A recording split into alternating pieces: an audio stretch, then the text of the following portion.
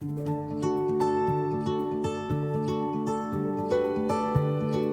evening.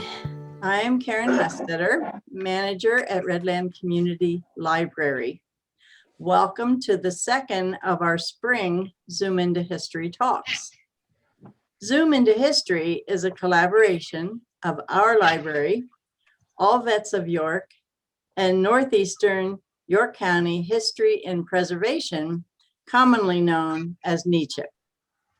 While both the library and NEYCHiP organizers plan successful in-person programs, we both realized that with the precautions needed to keep individuals safe at this time, we can work together to present quality virtual programs until we can meet in person again.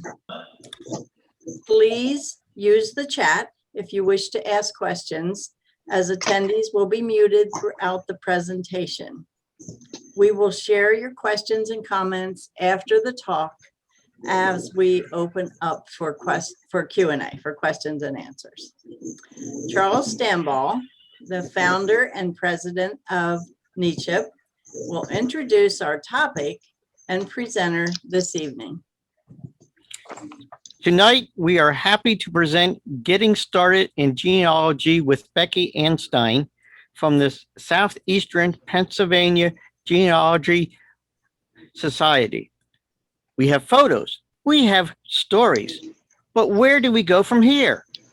Becky will introduce us to the who, what, when, where, why, and how of researching your family. Becky will provide a handout that was emailed to each one of you. So let's go ahead and welcome Becky. Okay, can you hear me? And can you see the slide that I have up that starts? No. Not yet, hang on. Not yet. Okay. Mike, take yours down. Yes, Becky, we're up. Okay.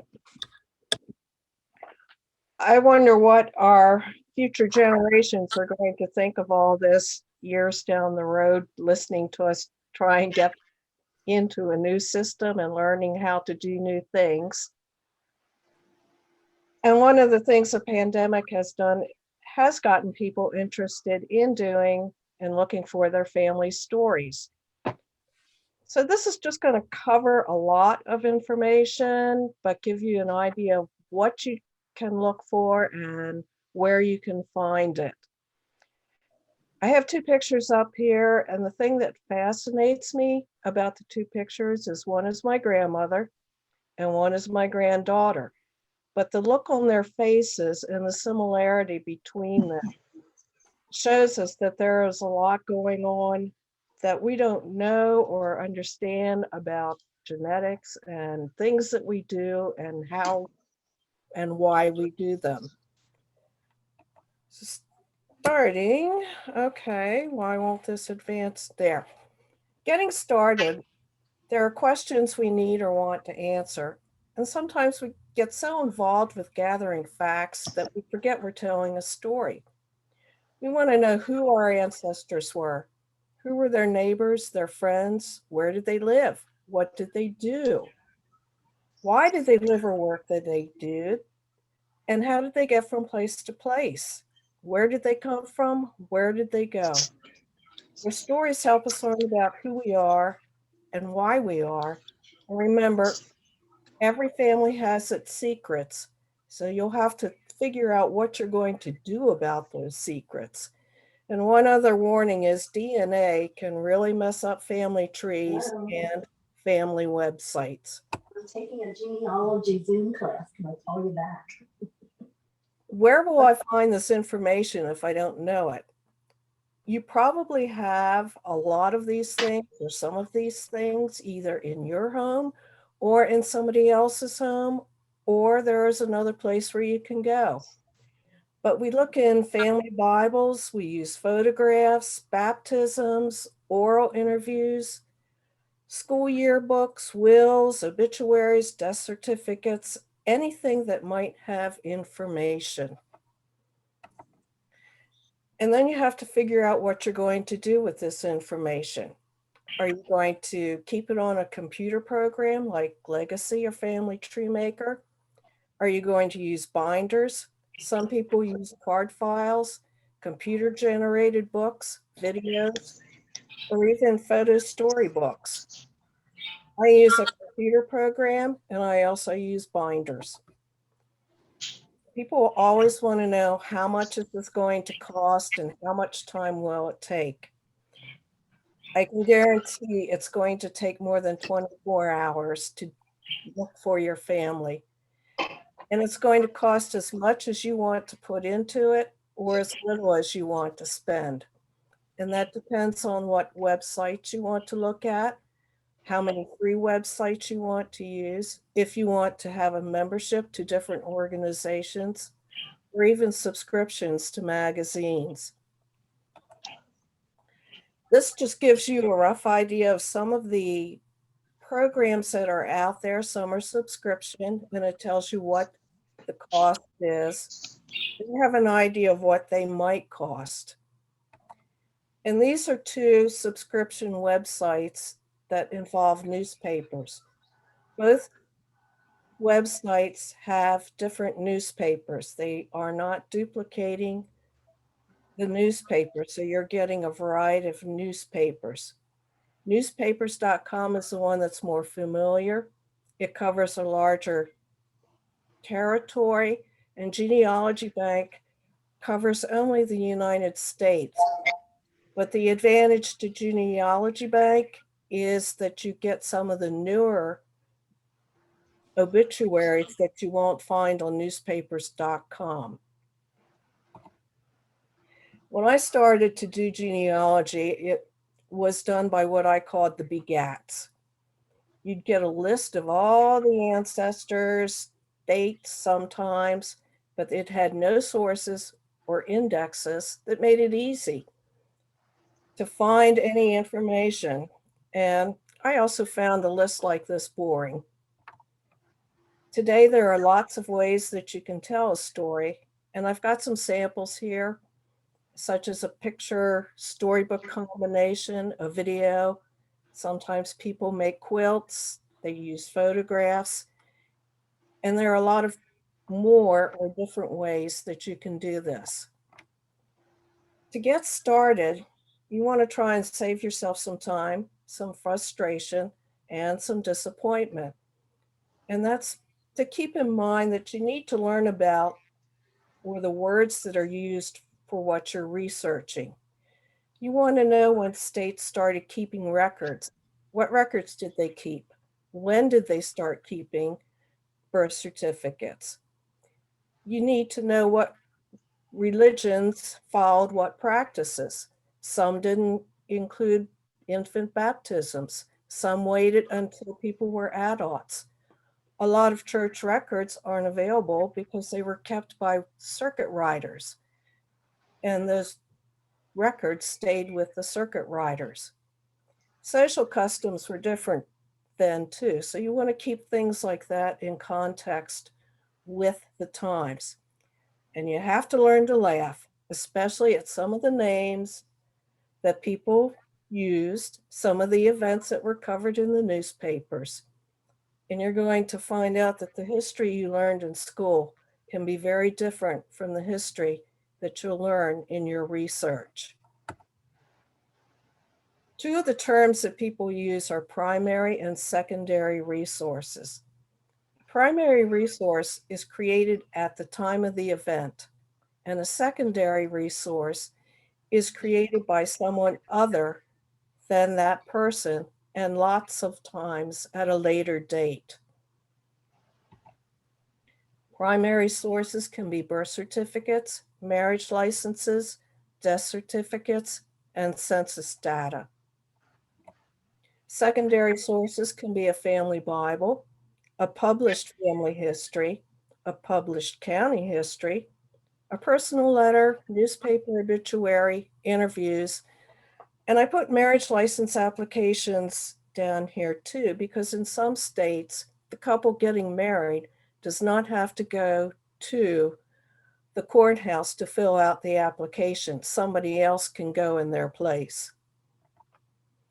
You want to know the history of Pennsylvania or any state that you search. You don't want to send and ask for a marriage license from the 1600s because they didn't do it. Birth certificates in Pennsylvania weren't issued until 1906. Death certificates began in 1906 too. So it's not going to help you to want to try and find a death certificate for somebody who died in 1850. In Pennsylvania, you don't need to record your deeds. Orphans Court isn't restricted to orphans. I've had some people say they didn't want to check the Orphans Court because their ancestors weren't orphans, but there are reasons to check it. Different religions can keep different records.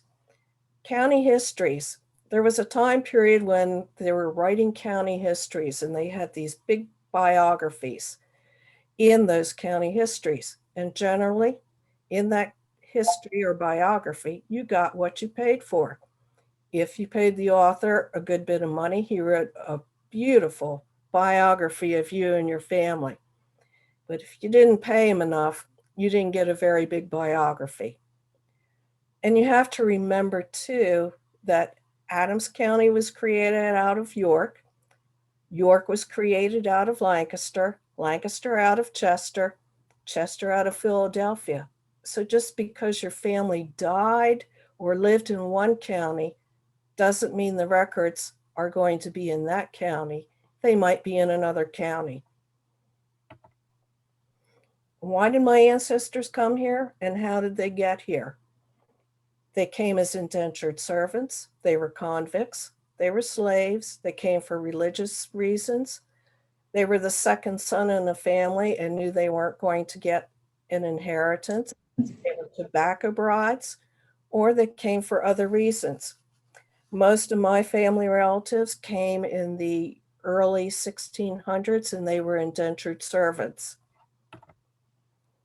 I found tobacco brides interesting because they came to Jamestown. And as you can see, they came between the 1619 and 1690. And out of the 144, only 6 of those brides survived.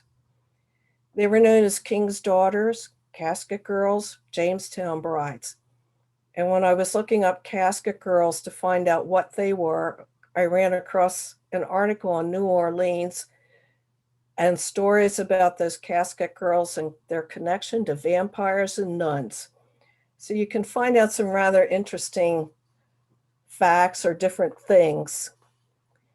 The tobacco brides were auctioned off for 150 pounds of tobacco, and they had the right to refuse the highest bidder. Indentured servants came between 1630 and 1776. The servants worked for 4 to 7 years in exchange for having their passage paid. Length of service could be extended for punishment or if you got pregnant. And between 50% and almost 75% of the immigrants who came to America between 1630 and the Revolution came as indentured servants. The British also used the colonies as a way to empty their prisons. They would send their convicts to be sold as indentured servants. Both male and female convicts were sent. And Georgia was started as a debtors' colony because Maryland and Virginia were unhappy about the number of convicts being sent there. One of the more interesting things I learned was from a journal by Gottlob Mittelberg.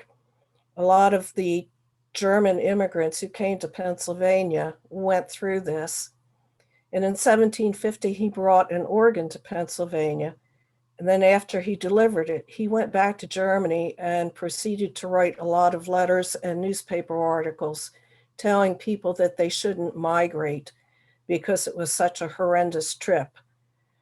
And I believe one of the things he talked about was how much money it took, that you only had a 6x3 space on the ship for you, your family, and all your possessions. And even if you died on the trip, the family still had to pay for you. So lots of times they had to go to an auction to auction off a member of the family so that they could pay for the expenses. It's a fascinating article and really gives you an insight on what ancestors went through to get to America. If everybody says your ancestors moved west, that could be as far as Franklin County or as far west as Ohio, or even beyond that.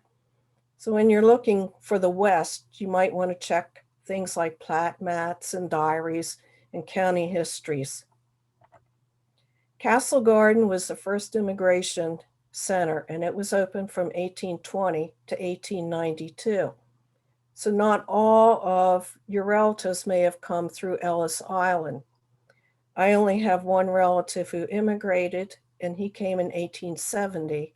So he came through Castle Garden. Ellis Island was built after 1892, and it was used up until 1954. Early immigration policies were interesting because, for the most part, not everyone could come, especially in Massachusetts. Sometimes you needed a letter of recommendation and proof of good character to stay in Massachusetts. And unfortunately, my mother's relatives were asked to leave Massachusetts.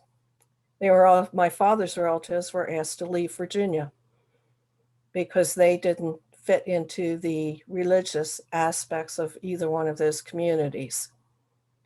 So this gives you an idea of what the different laws were regarding immigrants. Lots of times we use the term herd or cluster genealogy. It's because the families traveled together. They stayed with their friends, their neighbors, and a lot of people from Maryland and Pennsylvania migrated as a group to Ohio. I had that happen with a lot of relatives, so I could find all these names clustered together. So I always check to see who's living beside them, who's listed in paperwork, who else was on the ship. And the one thing you want to do is document your sources. Where did you find the information? Because you want to go back sometimes and look at that again to double check it. You might forget where you found it. So you need to know where you found it, when you found it, in case you need it again. First question is, where do I start? Well, in this case, this was a friend of mine, and she wanted to learn about her grandfather. She knew his name was George William Broadbeck. He died in 1968. His second wife was named Dorothy. And this we did on the back of a menu or placemat from a restaurant. So any scrap of paper can be important. So what I did with this was I took what information she had and I set up what was called a pedigree chart. And you can put in the names of people, fill in birth dates, and it becomes a record so you can see what you want to look for. This was mostly almost a finished result for her. We were able to figure out 5 generations just by using newspapers.com and ancestry.com, because at the time we did this, the History Center was closed, so we couldn't use their resources.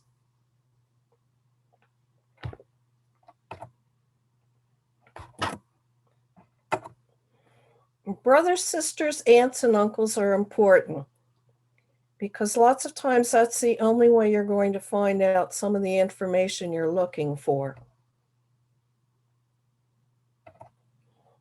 The next thing I did with George Broadbeck was to create a family group sheet, because that lists the siblings and I can add more information. And it can also help explain how you're related or why you called somebody Aunt Sally or Uncle Bob. Just don't forget to include step brothers and sisters, half brothers and sisters, or anybody that's been adopted. The next thing I did with George was to go and find his obituary. And down in the corner, you can see I found it in newspapers.com. And I have a list here of all the information that was in that obituary. And I could take that and put it on the group sheet. What I did notice was that in many obituaries, they'll give you the married names of their daughters, their husbands' names, but not their first names.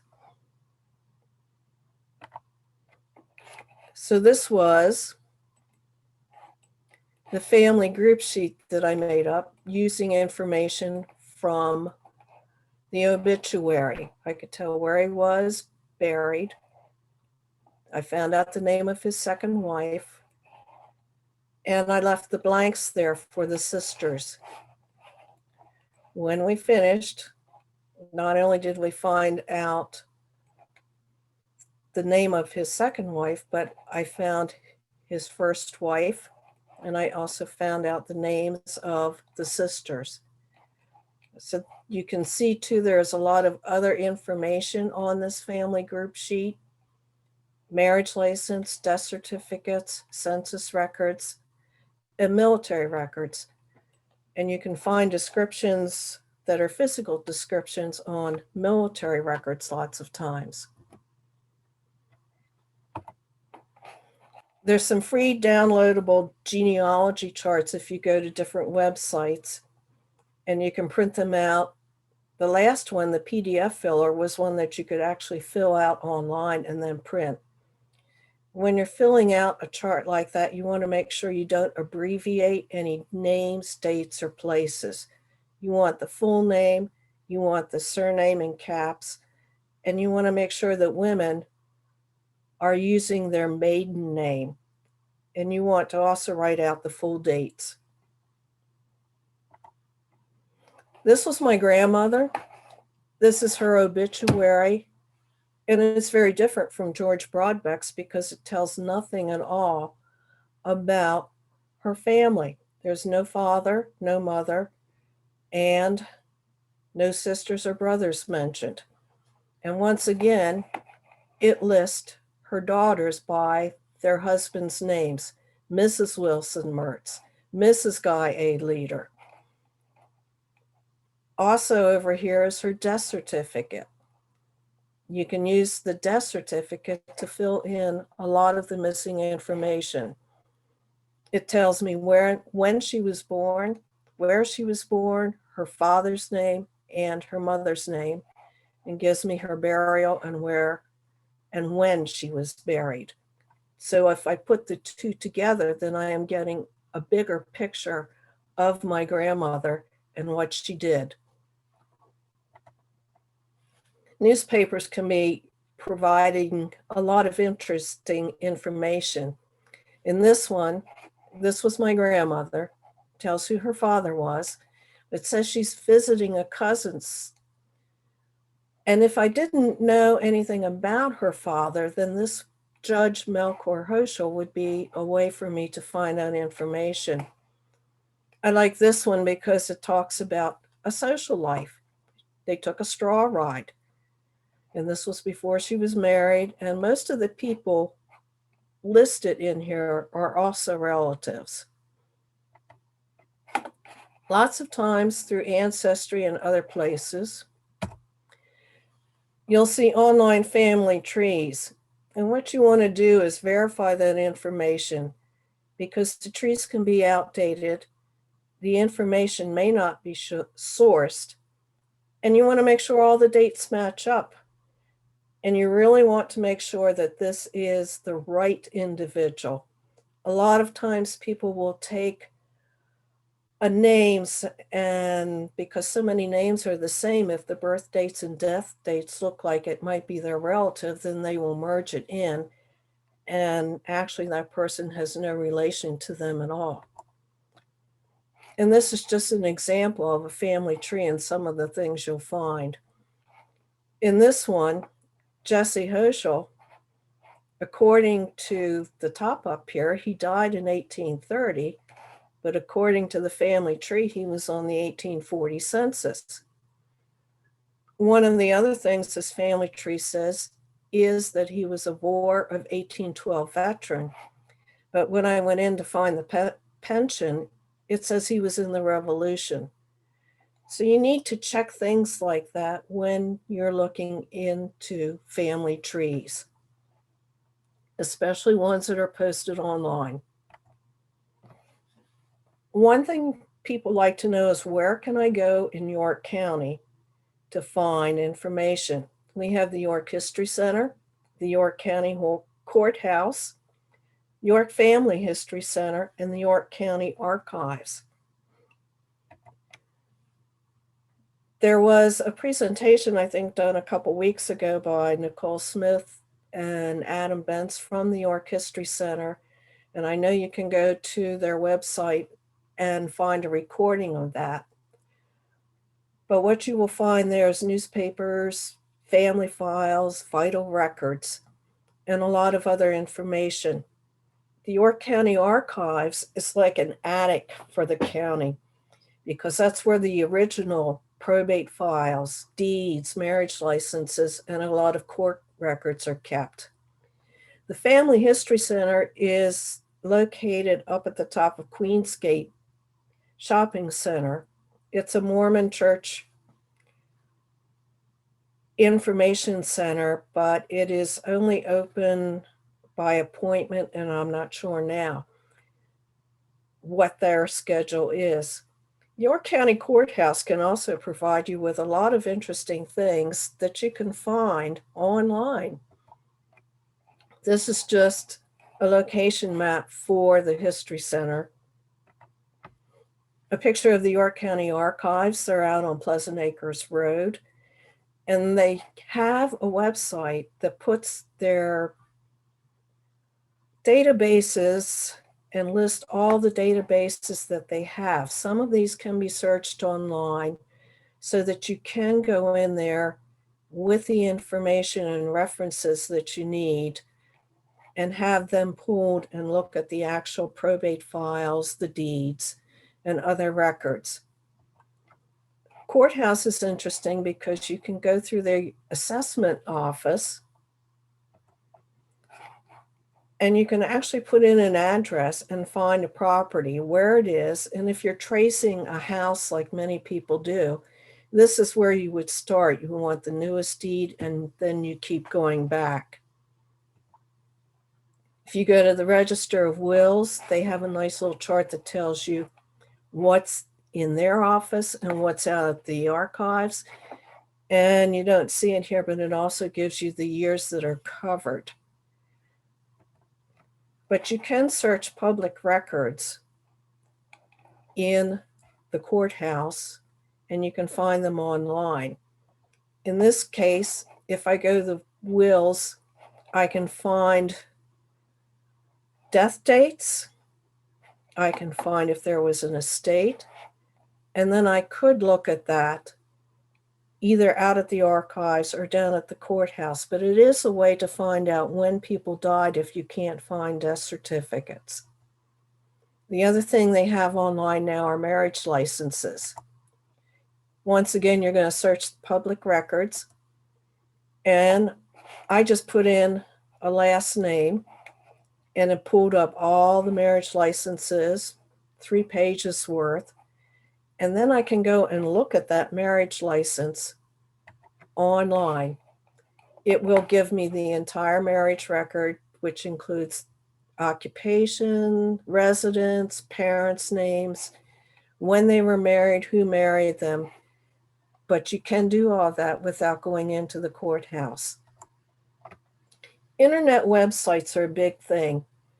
And these are some of the big ones: the Ancestry.com, newspapers.com, Fold3, Family Search, the Archives, the Library of Congress.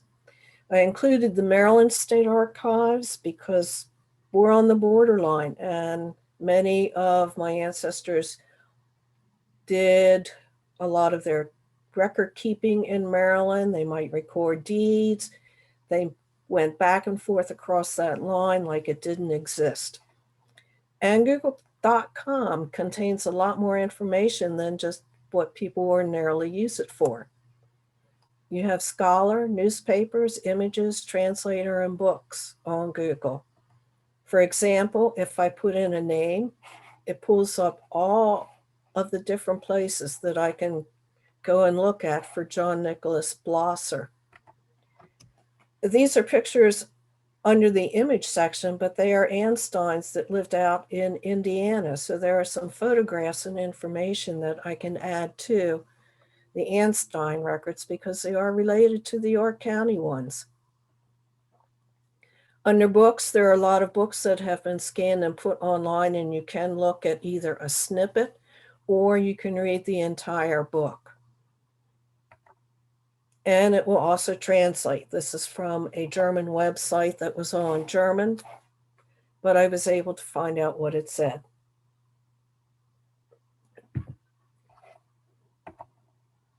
Family Search is a free database, or whatever you want to call it, record collection that covers the United States and also the world. And just to give you an example, if you would click on the United States, you could pick a state. In this case, I picked Pennsylvania, and this is just a sampling of the records that they have. The nice thing that they do is that they tell you when it was last updated, because they're always adding new information. And I use the Pennsylvania probate records a lot because it does break it down by counties. So you can actually go in and see inventories, wills, and other documents.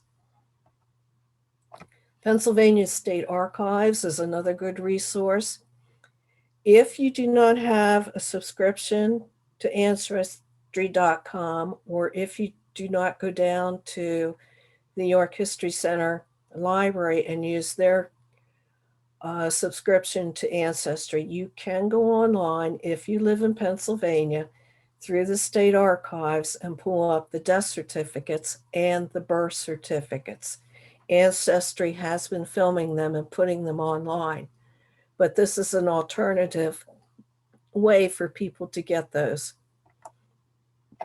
And they have all kinds of, they have maps, they have records for coal miners, so you can go and visit. Some stuff is online, but it is a very good place to go and find a lot of information. Census records are something that you use a lot. We know the big deal or issue for now is the 2020 census and when it will be released, but we won't be able to see the results of that because the last census that was released was in 1940. It's done every 10 years. 1850 was the first one to give you members. Each census asks for something different. It's not always accurate. It depends on who provided the information. Did somebody in the house provide it? Did the neighbor provide it? Or did the census taker just take a guess? It also depends on the education, language spoken, and accents of the person giving the information. What did I hear him say that person's name was?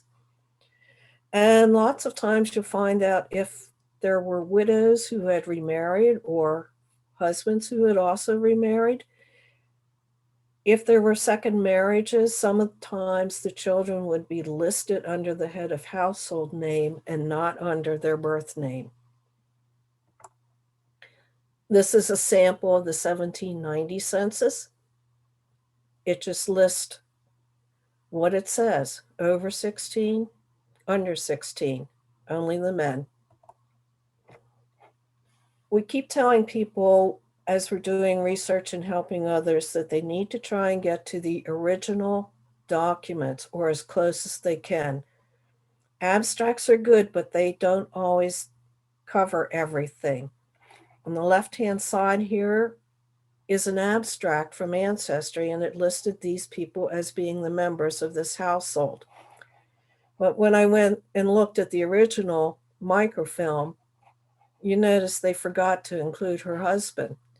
That could be very important because otherwise the assumption was that maybe he had died and yet he was still alive. This is my mother's side of the family from the 1900 census. And there are a couple things. John Dietz came over. It gives the month and the year, tells his age, how many years they've been married, how many children have been born, and how many are living. But the 1900 census tells me what year he came over and how many years he has lived here. So that means, and he also tells me that he's naturalized. So I can go and look for his naturalization papers. In 1910, it shows that Sarah's widowed. She now has 12 children, only 11 are living. And what you notice is that this time the name is spelled differently. Up here it's D-I-E-T, down here it's D-E-I-T. And I also noticed too that my Aunt Tressa, there was an H in her name in 1900, but in 1910 there was no H.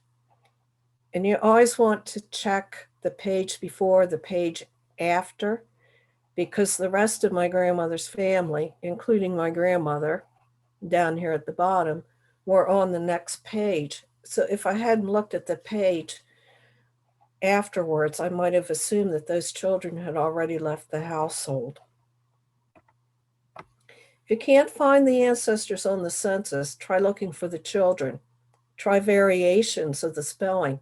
Were they living with another relative? Use a first name or a birth name. Were the county lines changed? They might still be living in the same place, but the lines moved, so it shows them living somewhere else. You can use other sources like newspaper articles, city directories, or tax records to confirm if they were in a certain place at a certain time.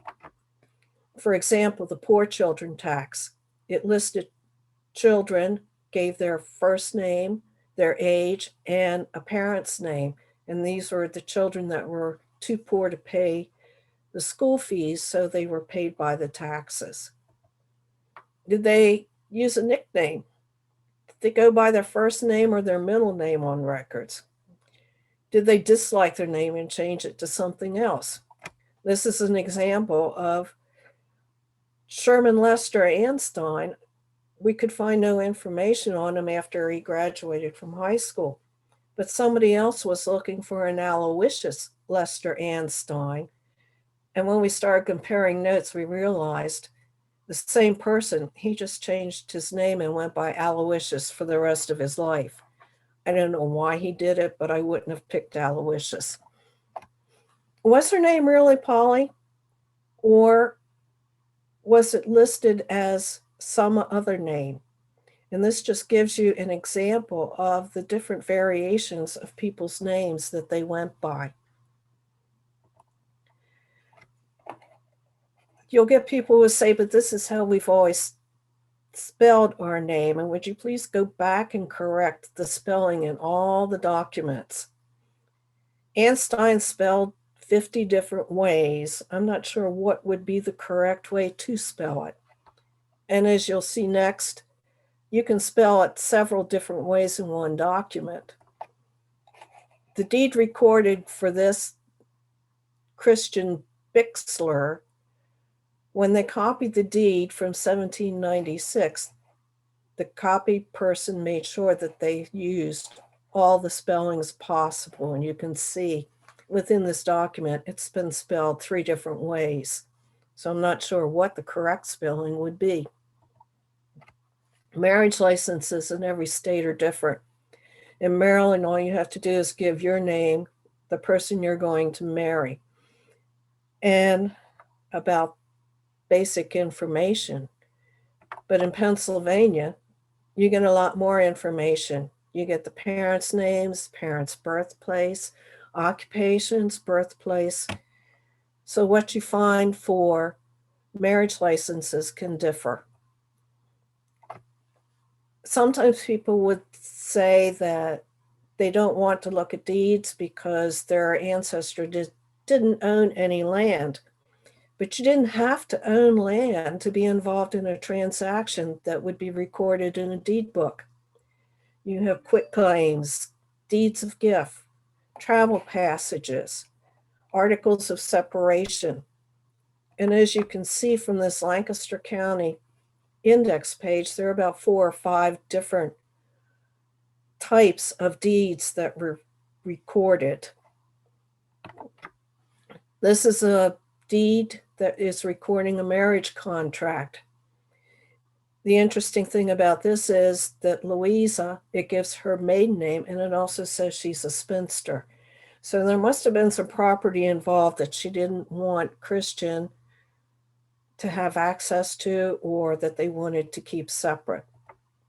A sale of personal property. Remember Alexander Cooper, who was being taxed or couldn't pay taxes for his poor children?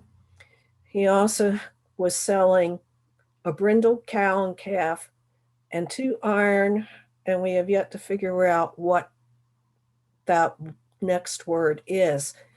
But he was selling his possessions to pay his debts, and it was recorded in the deed book.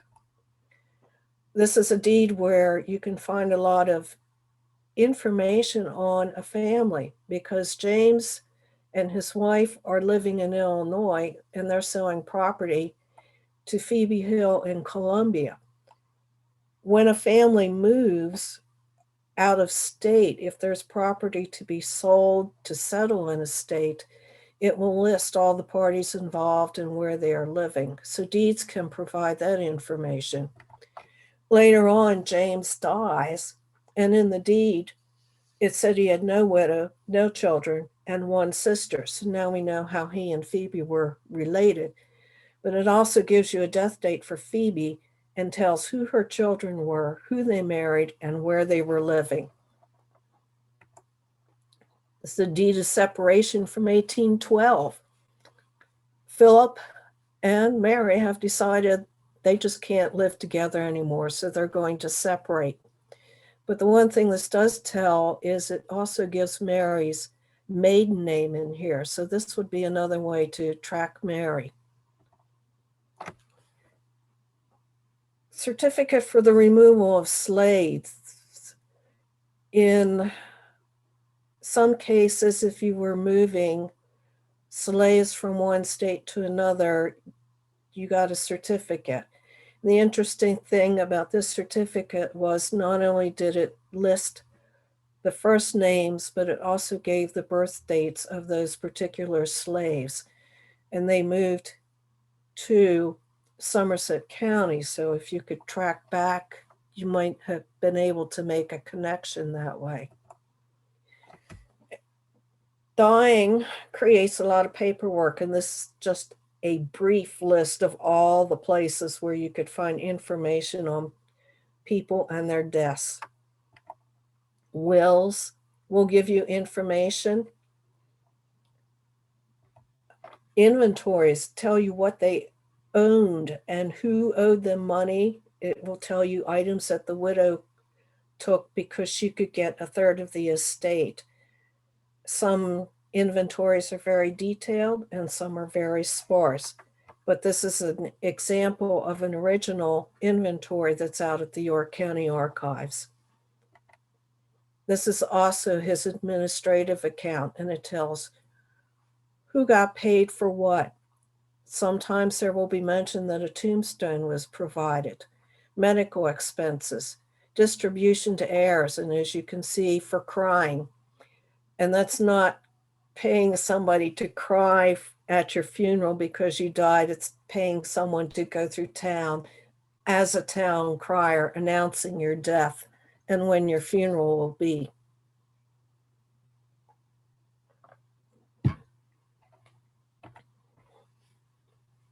This is from the Orphans Court. If you died without a will, you went to Orphans Court to settle the estate, because lots of times you had to petition the court and list who the heirs were in order to sell a property and divide the proceeds. You also could appoint guardians. The archives has a register of deaths that was kept. And in this register, it will tell you when the person died, where they died. And the interesting thing about the death of Abraham Murray is it tells that he was buried in the home cemetery. And later deeds showed that there was a family cemetery on the property. Military records.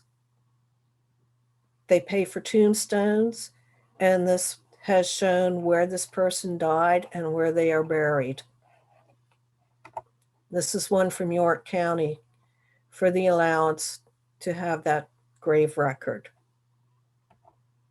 Cemeteries are cleaned up. It's to make it easy to mow. And if you take a walk through a cemetery, sometimes you'll find that when people died, the death dates were never put on the tombstones.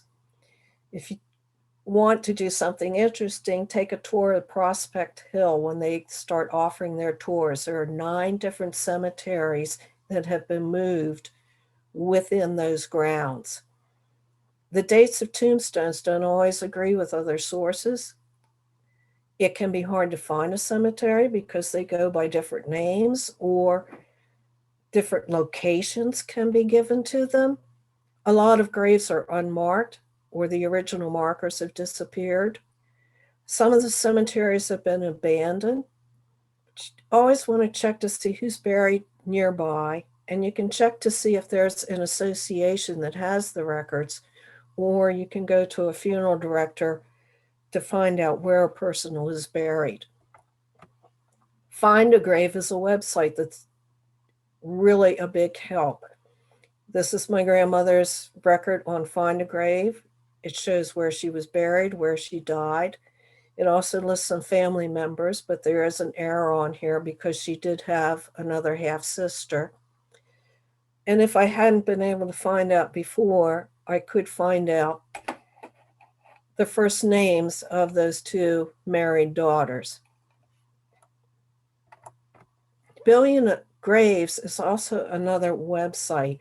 And the interesting thing about them is they locate by GPS. So you can actually take it and go to the cemetery and it'll walk you right to that burial spot.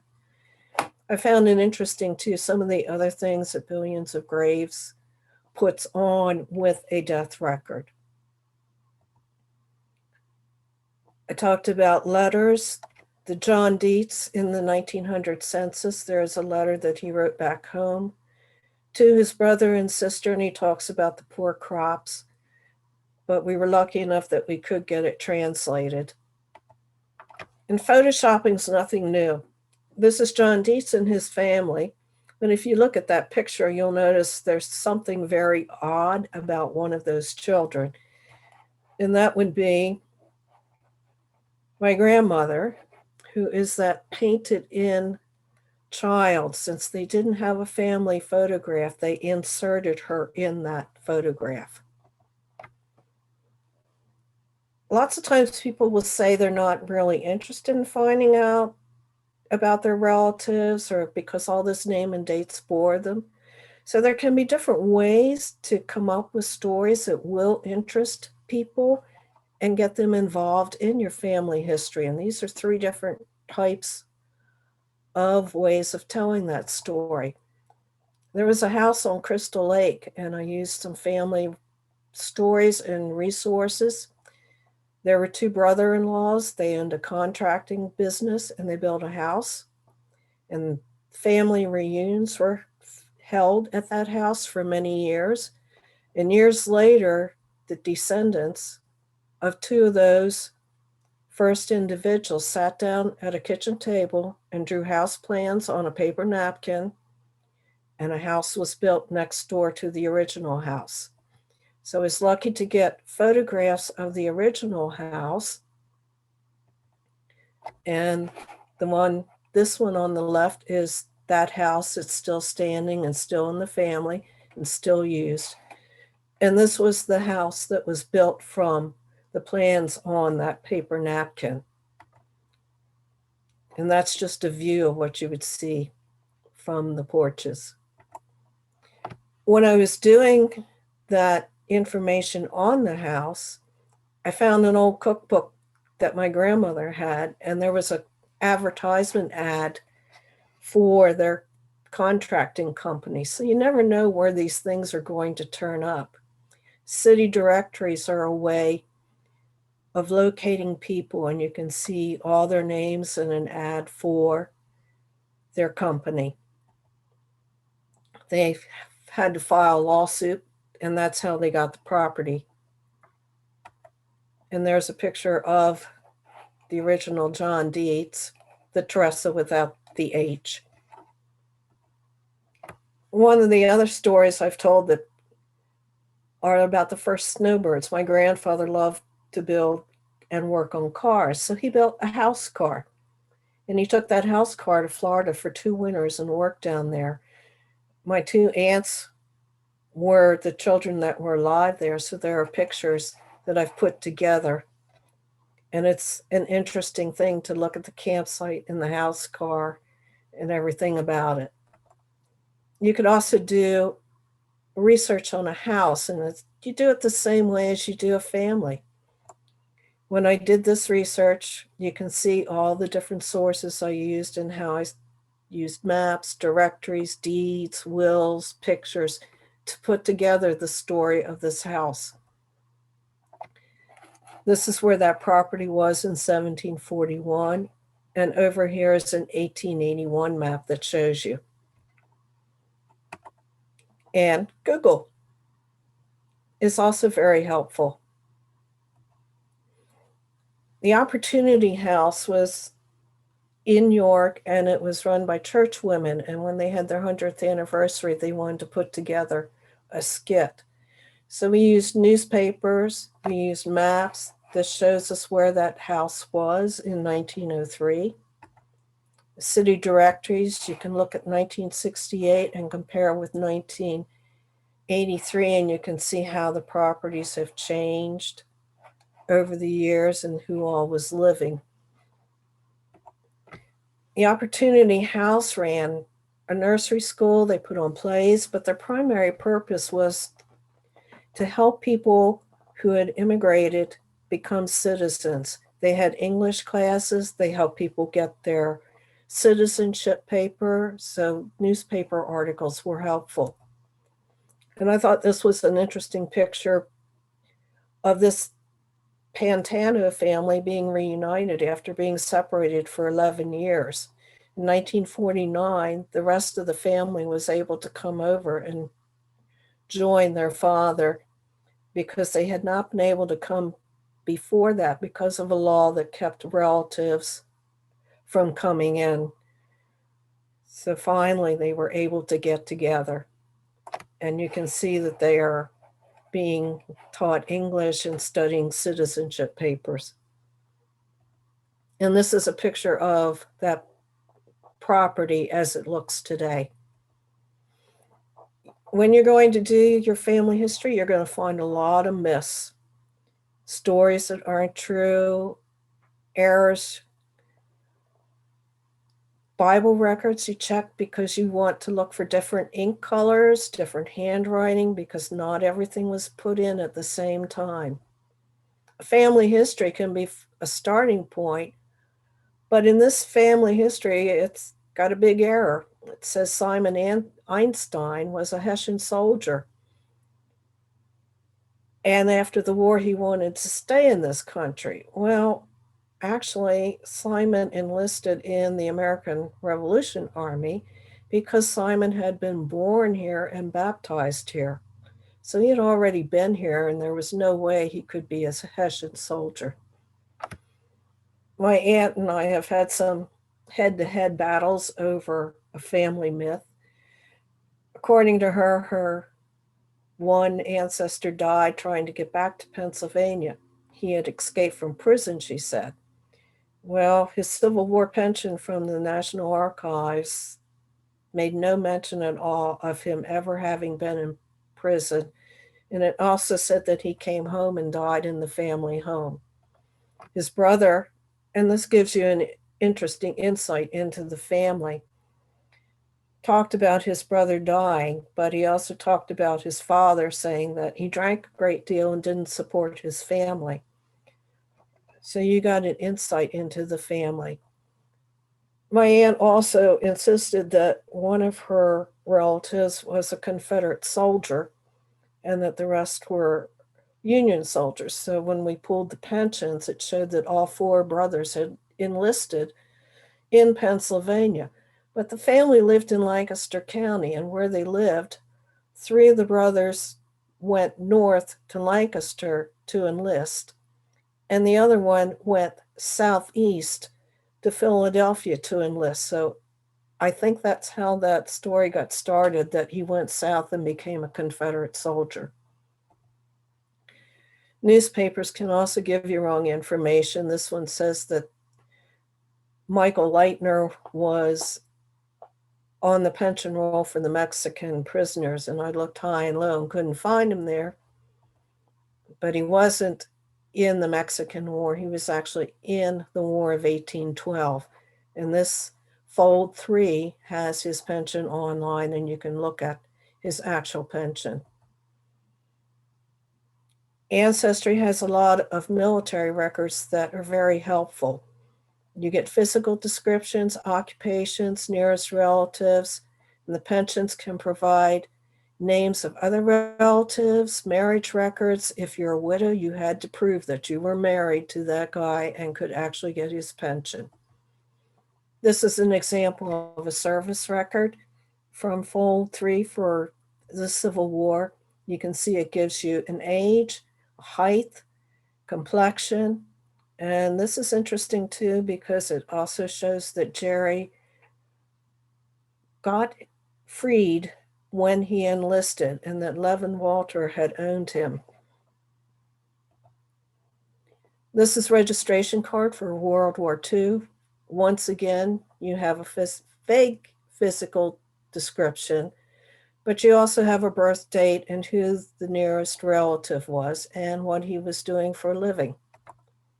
This is my father's record when he enlisted. And I always find it amusing. It says he was 5'11" and only weighed 125 pounds.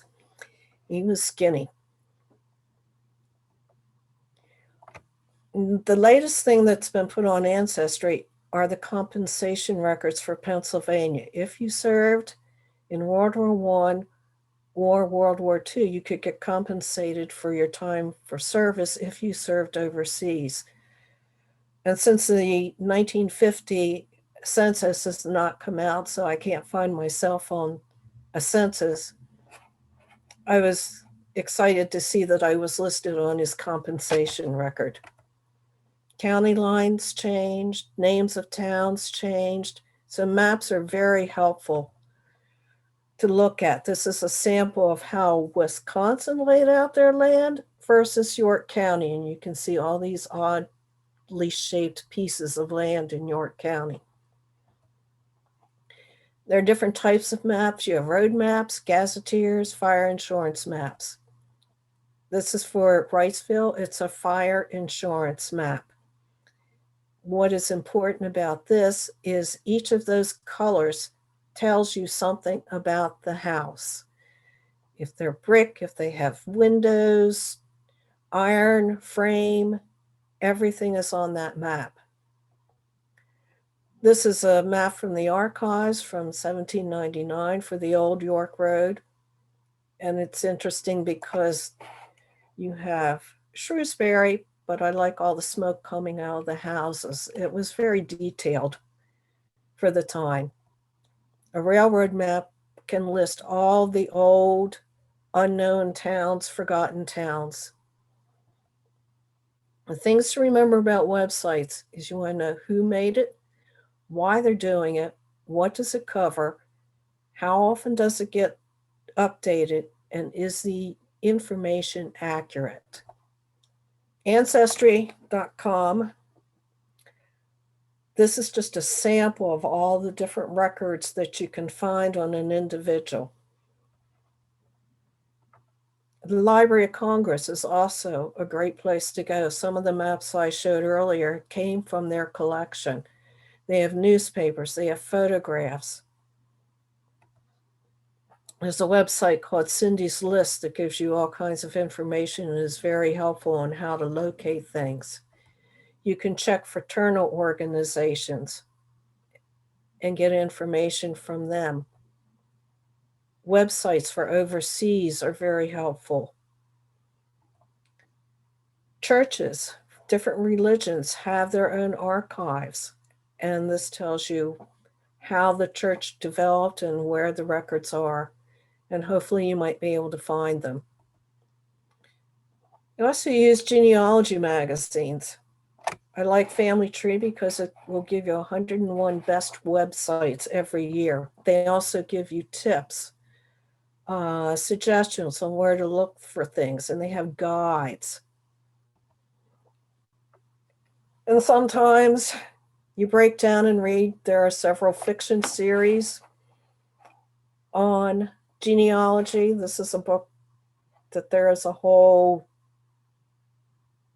series of stories. I haven't read any of them, but at least it's interesting to know that people are interested in it. Down in the corner is a French TV series that was just on, using a genealogist to help solve murder cases. And there's a lot on television. Everybody knows Who Do You Think You Are? Finding Your Roots, Genealogy Roadshow, all different ways to bring your family history in and make it more interesting. So to wrap up, once again, you need to check everything. We're not all related to royalty, and be careful of those family trees. And I've reached the end. So I guess now somebody else takes over to see if there's anything on chat. I have one question. Tell us about your organization that you're with. I'm actually with SCGPS, which is South Central Pennsylvania Genealogical Society. And what it is, it's a group of people. Anybody and everybody is welcome to our meetings. We usually have them once a month on the first Sunday, although we do change. We have meetings where we bring speakers in, and thanks to the pandemic, some of those meetings have been taped, and you can go back and watch them through the York County History Center. We volunteer at the York History Center Library. If you come in and somebody helps you, they're pretty much usually a member of South Central. We have publications that we have done of a lot of history that you won't find online. We've done Bible records. The family files are filled with Bibles or copies of Bible records, and we've been pulling them out and putting them into publications. We have a newsletter that comes out. Our meeting in May is going to be down at the Ma and Pa Railroad, and we're going to get a tour, and some people can take a train ride. So we have a web page, and we also have a Facebook page. Hey, thank you. Thank you for that. I do have a question in chat I'm going to relay to you. My maternal great grandfather is, oops, it's moving from me. There we go. My maternal great grandfather is supposedly adopted according to family history. So how would I be able to find information on his parents? The Orphans Court. He lived in Northumberland County. Where else could I look for information? Do you know when he died? All right, this is from John. John, let's see if he wrote more. Not yet. Okay. I'm not sure if the death certificate would give any information. You might try checking the court records up there. in Northumberland for guidance to see because they might know. Sometimes obituaries will mention, I've seen a lot of obituaries. I think even in the one I showed of my grandmother, it says something about adopted child. Okay. John did reply again. He said back in the late 1800s. So was his. A lot of times those adoptions were not formal adoptions. And that makes it hard because you don't know, you'd almost have to really dig into it to see if there are any mentions in any of the records, maybe probate files sometimes, but sometimes they didn't tell or didn't want to tell who the parents were.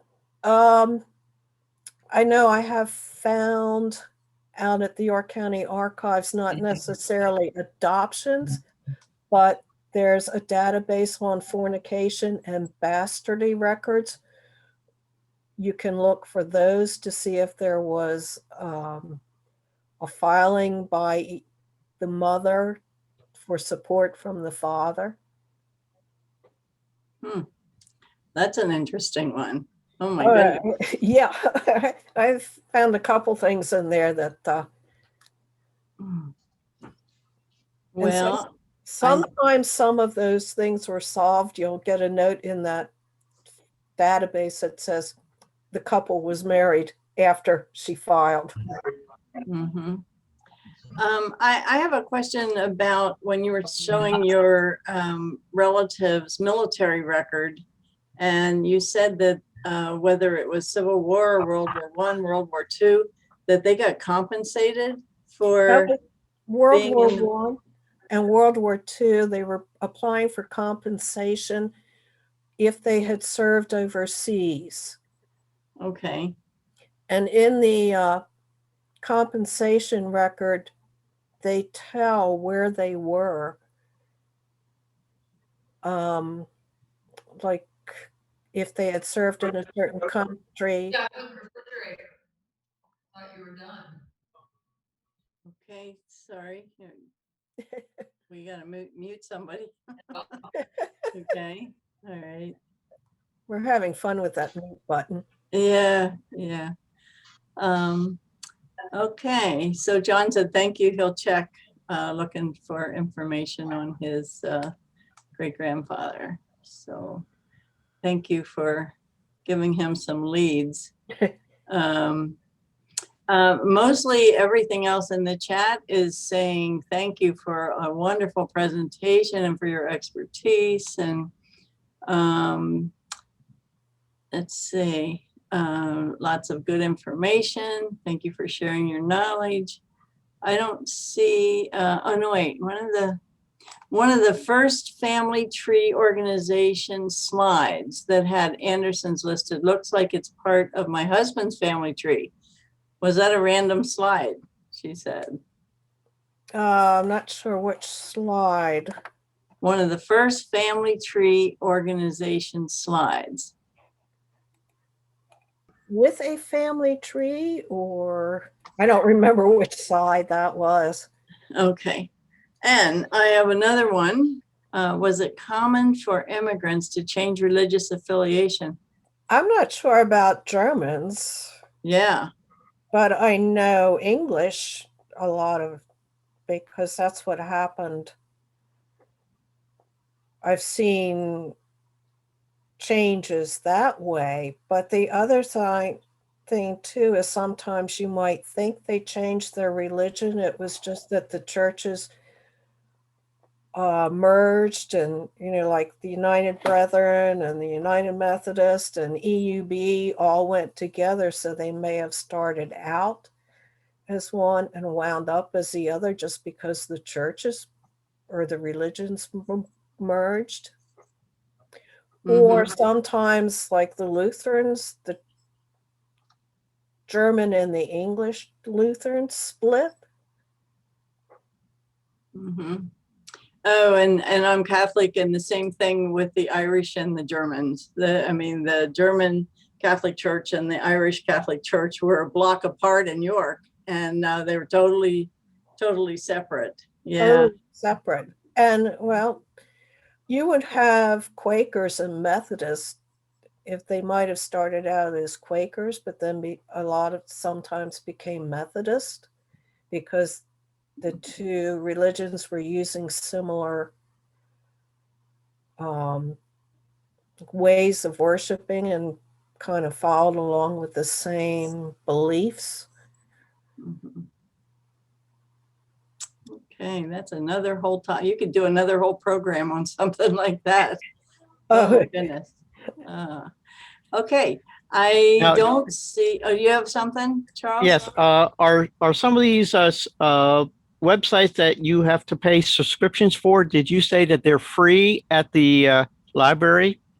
The library has, the York History Library has a subscription to Ancestry.com. Now it's a library edition. You get a good bit, but maybe not some of the more in-depth. They also have a subscription to newspapers.com, but that's restricted to Pennsylvania. So that would be newspapers published in Pennsylvania. And I think if you go up to the Family History Center at Mormon Church, they also have subscriptions that you can use. Mm-hmm. Actually, the libraries have subscriptions to magazines and newspapers, periodicals, and things like that. And they're all on our website under What Can I Do? And then you just scroll down until you get to our website with all the different myriad of websites that are on there for free. I don't know exactly what all the newspapers are. I just know that there's lots of them on there. I know that some of the, like Heritage Quest, I think, is it Heritage Quest and Ancestry, you actually have to be in the library to use some of those.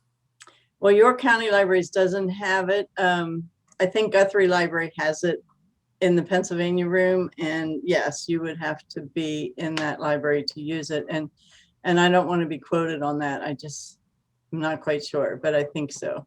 I know that Lancaster County does have Ancestry.com, and there's probably Dauphin or Cumberland, I'm not sure which, but York County as a whole does not have Ancestry.com as a database.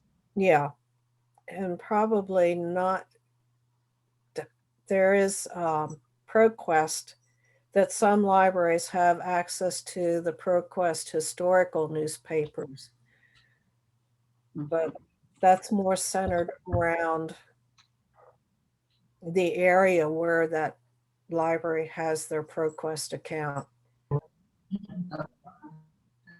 If we move into, say, now our family has been here since the early 1700s. I don't think we're 1600s.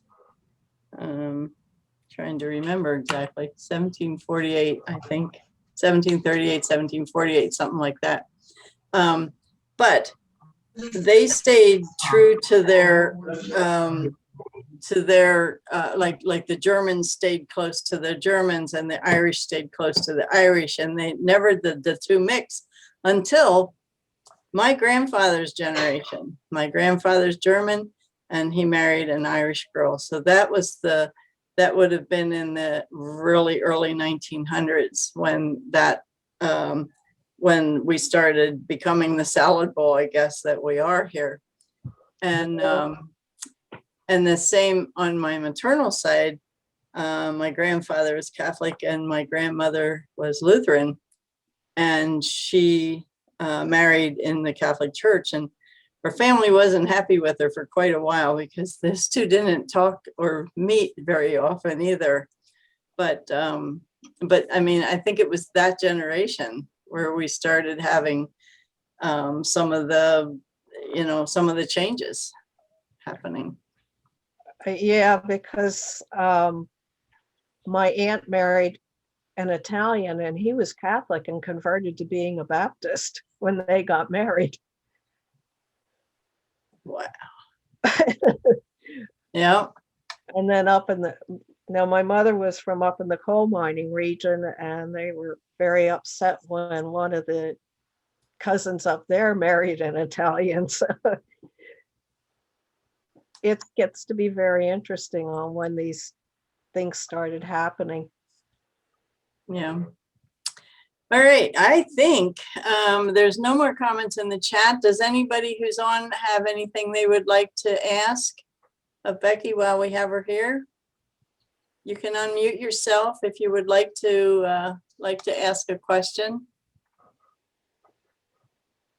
Nope. I think then I am just gonna say,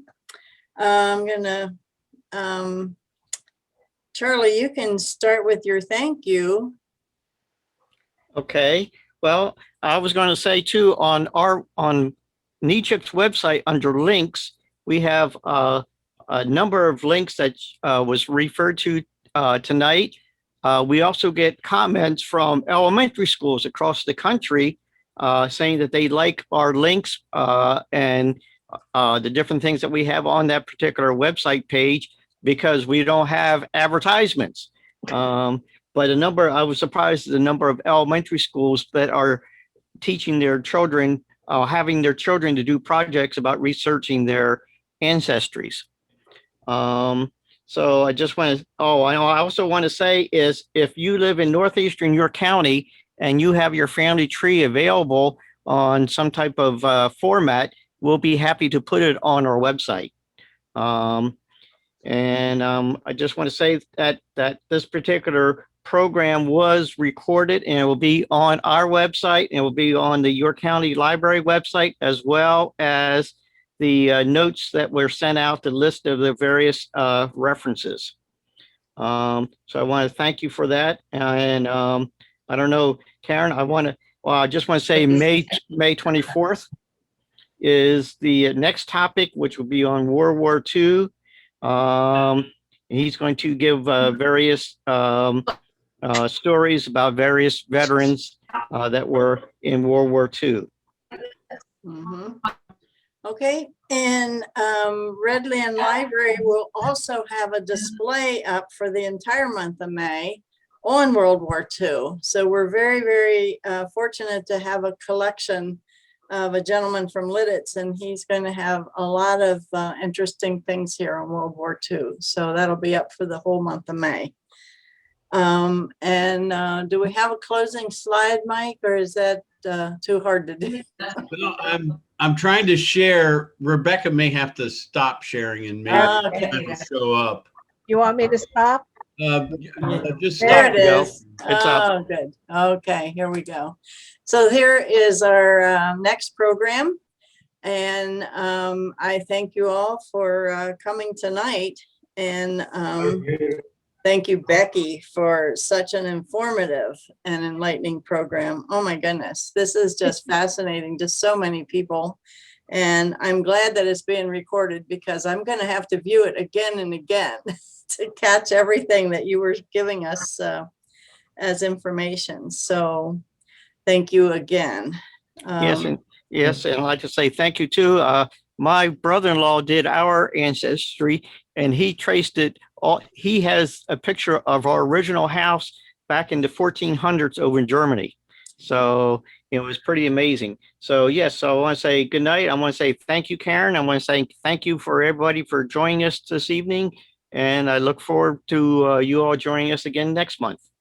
Can I ask a question about the history of the World War II? Is that going to be recorded? Yes. Yes.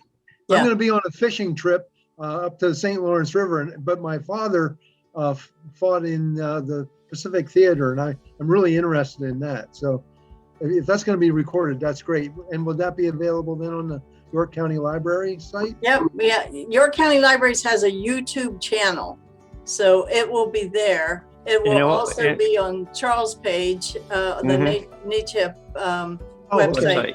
But Mhm. it takes a couple of weeks before we get things edited and put up because we have so many things going into that channel right now. A lot of story times, and it's just on the list with everything else that we're doing. So, but yes, we certainly will. And if you get a chance to stop by the library, come in and see the display. We're going to have a wonderful display here. Great. Right. Okay. Can I recommend a TV show? That it Yes, goes along absolutely. with, the World War II. I don't know if anybody's been watching Atlantic Crossing on PBS.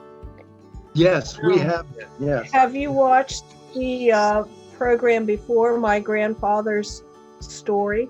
Yes. Yes, we watched that too. Yeah. That's They're all. both great. The World Yeah. War II. That is just fascinating. Yeah. Yeah. I've been enjoying recently World War I movies, a story series. Okay. Atlantic Crossing. I'm writing these down. Yep, And And My Grandfather's Story. grandfather's. Yeah, Yep. I've watched both and they're both excellent. they Okay. are. And WITF, correct? I guess it's on WITF. I think Yeah.